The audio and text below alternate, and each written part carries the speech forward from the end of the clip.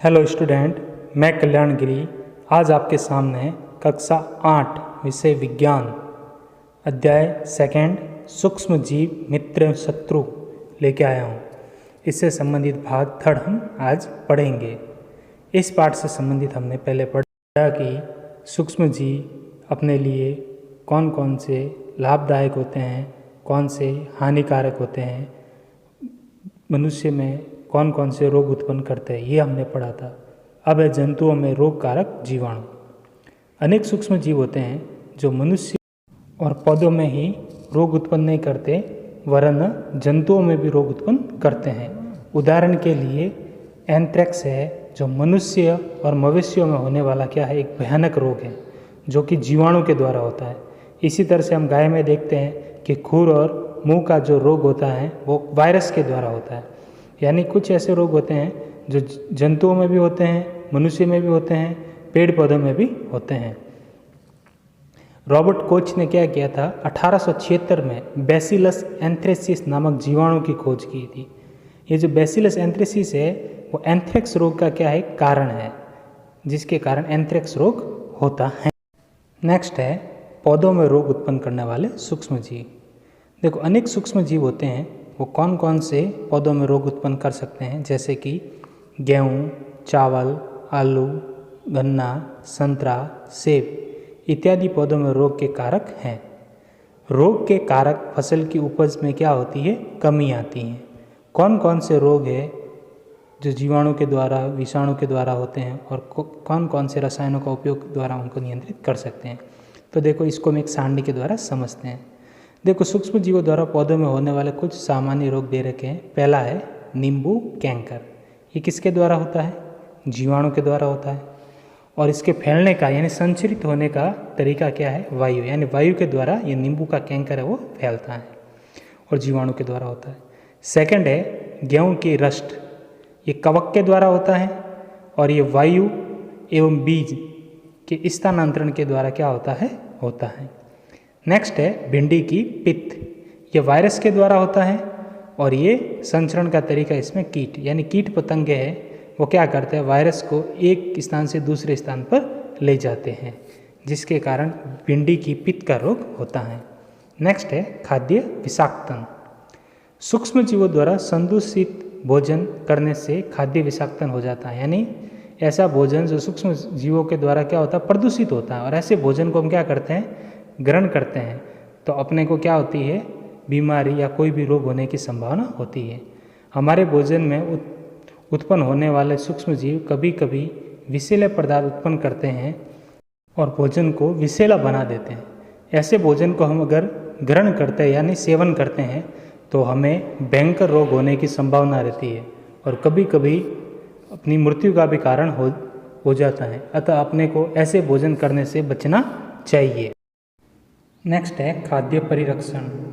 खाद्य परिरक्षण का मतलब होता है कोई भी भोज्य पदार्थ जो लंबे समय तक रखने पर खराब हो जाता है तो उसको बचाने के लिए कुछ रसायनों का उपयोग किया जाता है, जिन्हें खाद्य परिरक्षण कहते हैं। इसके लिए कुछ विधियाँ है, तो कौन कौन सी है जो भोजन को सुरक्षित रखने के लिए उपयोग में ली जाती है। तो पहला है रासायनिक उपाय।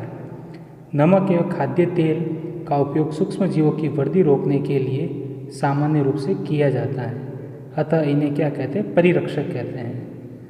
हम नमक और खाद्य पदार्थों का उपयोग अचार बनाने में करते हैं, जिससे क्या होती है, सूक्ष्म जीवों की वृद्धि नहीं होती। इसके अलावा सोडियम बेंजोएट है, सोडियम मेटापाई सल्फाइड है, ये भी परिरक्षक है जो भोजन को सड़ने से बचाने के लिए उपयोग में लिए जाते हैं। जैम है, स्क्वैश है, इनको बनाने में भी रसायनों का उपयोग किया जाता है जो संदूषित होने से क्या करते हैं, भोजन को बचाते हैं। नेक्स्ट है नमक द्वारा परिरक्षण। सामान्य नमक का उपयोग मांस है, मछली है, इनके परीक्षण के लिए काफ़ी लंबे अरसे से किया जाता है। ये क्या करते हैं, जीवाणु की वृद्धि को रोकते हैं तथा मांस और मछली है उसको सूखे नमक से ढक देते हैं। नमक का उपयोग आम, आंवला, इमली इनके भी परीक्षण में किया जाता है। नेक्स्ट है चीनी द्वारा परिरक्षण। जैम, जेली, स्क्वैश का परीक्षण चीनी द्वारा किया जाता है। चीनी के प्रयोग से खाद्य पदार्थ की नमी में कमी आती है, जो संदूषित करने वाले जीवाणु की वृद्धि को क्या करती है, रोकती है। नेक्स्ट है तेल एवं सिरके द्वारा परिरक्षण। देखो, भोजन को सही रखने के लिए, सुरक्षित रखने के लिए तेल एवं सिरके का भी उपयोग किया जाता है, क्योंकि ये क्या करते हैं, जो तेल है, सिरका है, जिसे क्या करते हैं, अचार में मिलाया जाता है, ये भी जीवाणु की वृद्धि को रोकते हैं। इसके अलावा सब्जियां है, फल है, मछली है, मांस है, इनका भी परीक्षण इस विधि द्वारा किया जाता है। नेक्स्ट है गर्म या ठंडा करना। देखो, कोई चीज़ है जैसे कि दूध वगैरह है, उसको क्या करते हैं, हम गर्म करते हैं, जिसके कारण इसमें जो सूक्ष्म जीव होते हैं वो क्या हो जाते हैं, नष्ट हो जाते हैं। तो बहुत सारी चीज़ों को हम क्या करते हैं, रेफ्रिजरेटर में यानी फ्रीज में रखते हैं, जिसके कारण सूक्ष्म जीव मर जाते हैं। यानी कोई सूक्ष्म जीव होते हैं वो अधिक तापमान पे जीवित रहते हैं, तो कोई कम तापमान पे जीवित रहते हैं, जबकि अपोजिट तापमान पे वो क्या जाते हैं, मर जाते हैं। इसलिए जो सूक्ष्म जीव अधिक तापमान पे क्या हो जाते हैं, मर जाते हैं, उनको गर्म करके नष्ट कर देते हैं, जबकि जो सूक्ष्म जीव कम करने पर मर जाते हैं तो उनको फ्रीज में रख देते हैं भोजन सामग्री को, तो वो उससे नष्ट हो जाएंगे। नेक्स्ट है पाश्चुरीकृत दूध को बिना उबाले इस्तेमाल किया जा सकता है, क्योंकि ये सूक्ष्म जीवों से मुक्त होता है। इसके लिए दूध को क्या करते हैं, 70 डिग्री सेल्सियस पर 15 से 30 सेकंड के लिए गर्म करते हैं, फिर एकाएक ठंडा कर उसका भंडारण कर लेते हैं। ऐसा करने से सूक्ष्म जीवों की वृद्धि रुक जाती है। इस प्रक्रिया की खोज है वो लुई पाश्चर ने की थी, इसलिए इसको क्या कहते हैं, पाश्चरीकरण कहते हैं। नेक्स्ट है भंडारण एवं पैकिंग।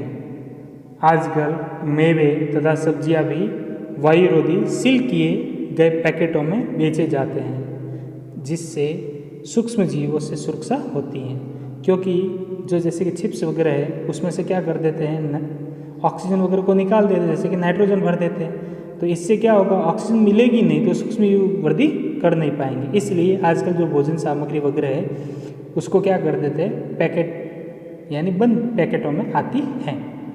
नेक्स्ट है नाइट्रोजन स्थिरीकरण।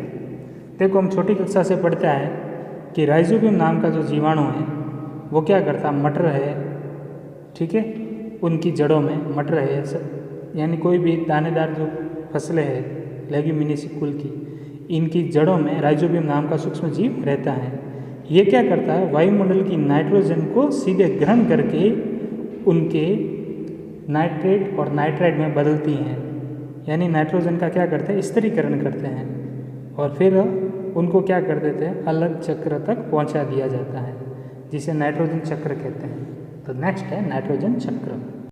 नेक्स्ट है नाइट्रोजन चक्र। नाइट्रोजन चक्र का मतलब नाइट्रोजन का वायुमंडल से धरती पर और धरती के द्वारा, पेड़ पौधों के द्वारा ग्रहण करके विभिन्न तरीकों के द्वारा पुनः वायुमंडल में चले जाना नाइट्रोजन चक्र कहलाता है। तो ये किस तरह से होता है इसको हम समझते हैं। देखो, वायुमंडल में नाइट्रोजन 78% है और नाइट्रोजन सभी सजीवों का आवश्यक संघटक है, यानी लगभग सभी सजीवों को नाइट्रोजन की आवश्यकता होती है। जैसे कि देखो, प्रोटीन है, क्लोरोफिल है, न्यूक्लिक एसिड है, विटामिन है, इन सभी के लिए आवश्यक संघटक क्या है, नाइट्रोजन है। यानी इन सभी के लिए आवश्यक जो यौगिक की आवश्यकता होती है वो नाइट्रोजन ही है। पौधे और जंतु वायुमंडलीय नाइट्रोजन को सीधे ग्रहण नहीं कर सकते हैं, तो ये कैसे ग्रहण करते हैं। तो देखो, मिट्टी में एक जीवाणु होता है, राइजोबियम नाम का जीवाणु, जिसके बारे में हमने पहले भी पढ़ा है। इसके अलावा नीलहरित शैवाल है, ये क्या करते हैं, वायुमंडल की नाइट्रोजन का स्थिरीकरण करते हैं, यानी वायुमंडल की नाइट्रोजन को ग्रहण करके नाइट्रोजन के यौगिकों में परिवर्तित कर देते हैं, जैसे कि नाइट्रेट है, नाइट्राइट है, इन यौगिकों में बदल देते हैं। पौधे इन उपयोगी यौगिकों को मिट्टी में से जड़ द्वारा ग्रहण करते हैं। इसके पश्चात नाइट्रोजन का उपयोग प्रोटीन है और अन्य जो महत्वपूर्ण यौगिकों हैं के संश्लेषण में करते हैं, यानी ग्रहण की हुई नाइट्रोजन का प्रोटीन और अन्य यौगिकों के बनाने में उपयोग में लेते हैं।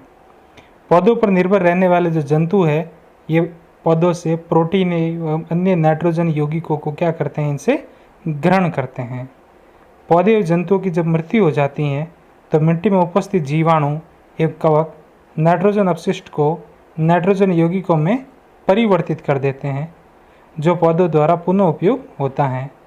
इस तरह से वापस जो नाइट्रोजन है वो वायुमंडल में चली जाती हैं। कुछ विशिष्ट जीवाणु नाइट्रोजन यौगिकों को नाइट्रोजन गैस में परिवर्तित कर देते हैं, जो वायुमंडल में चली जाती है। इस तरह से चक्र चलता रहता है। तो किस तरह से होता है, जिससे हम क्या कर सकते हैं, एक चित्र के द्वारा समझ सकते हैं। जैसे कि चित्र में देखो, सबसे ऊपर की तरफ क्या दे रखी है, वायुमंडलीय नाइट्रोजन, यानी 78% वायुमंडल में नाइट्रोजन है। इसको सबसे पहले कौन ग्रहण करता है, देखो तड़ित के द्वारा, यानी बिजली वगैरह चमकती हैं तो इस स्थिति में नाइट्रोजन का क्या होता है, स्थिरीकरण होता है। इसके कारण डायरेक्ट क्या करती है, नाइट्रोजन मिट्टी में उपस्थित, लिखा लास्ट में, मिट्टी में उपस्थित नाइट्रोजन के यौगिक यानी नाइट्रोजन सीधी मिट्टी में चली जाती है तड़ित के द्वारा। सेकंड देखो, सबसे आगे की तरफ दे रखा है वायुमंडलीय नाइट्रोजन का जीवाणु एवं नीले हरित शैवालों द्वारा स्थिरीकरण, यानी वायुमंडल की ये जो नाइट्रोजन है वो जीवाणु यानी राइजोबियम है, नीले हरे शैवाल है, इनके द्वारा भी क्या होती है, स्थिरीकृत होती है। नेक्स्ट देखो लिखा हुआ है जीवाणु द्वारा स्थिर नाइट्रोजन को नाइट्रोजन यौगिकों में परिवर्तित करना। तो ये जीवाणु क्या करते हैं, जो वायुमंडल में जो नाइट्रोजन है उनको नाइट्रोजन यौगिकों में, या जैसे कि नाइट्रेट है, नाइट्राइट है, इनमें क्या करता है, बदलता है। तो इस तरह से वायुमंडल की नाइट्रोजन सीधी कहाँ आ जाती है, मिट्टी में चली जाती है। ये आगे की तरफ साइकिल दे रखा था। अब देखो मिट्टी में नाइट्रोजन आई, अब इनको आगे कैसे पहुंचाया जाता है, तो आगे लिखा हुआ देखो पौधों द्वारा अवशोषण, यानी मिट्टी में उपस्थित नाइट्रोजन है इसको क्या करते हैं, फिर पौधे ग्रहण कर देते हैं प्रोटीन बनाने में, अन्य उपयोगी यौगिक बनाने में। आगे दे रखा है जंतु द्वारा पौधों को खाना। जंतु क्या करते हैं, पौधों को खाते हैं, तो नाइट्रोजन है वो क्या करती हैं, जंतुओं को उपलब्ध हो जाती हैं प्रोटीन के रूप में। जब उत्सर्जन करते हैं जंतु, तब उत्सर्जन एवं जंतुओं की मृत्यु द्वारा नाइट्रोजन क्या होती है, वापस मिट्टी में चली जाती है। इस तरह से भी मिट्टी के अंदर वापस नाइट्रोजन आ जाती है, जिसे वापस पेड़ पौधे ग्रहण करते हैं। इस तरह से ये साइकिल चलता रहता है। मिट्टी के बाद में जो मिट्टी में कुछ जीवाणु होते हैं वो क्या करते हैं, नाइट्रोजन यौगिकों का वापस गैसीय नाइट्रोजन में भी परिवर्तित कर देते हैं, और ये वापस कहाँ चली जाती है, वायुमंडल में नाइट्रोजन चली जाती है। इस तरह से वायुमंडल से नाइट्रोजन आती हैं मिट्टी तक, और मिट्टी से वापस नाइट्रोजन वायुमंडल में चली जाती है। इस तरह से एक चक्र चलता रहता है, जिसे ही नाइट्रोजन चक्र कहते हैं। तो इस तरह से हमने नाइट्रोजन चक्र को पढ़ा। तो इस तरह से अपना ये पाठ आज कंप्लीट होता है। धन्यवाद।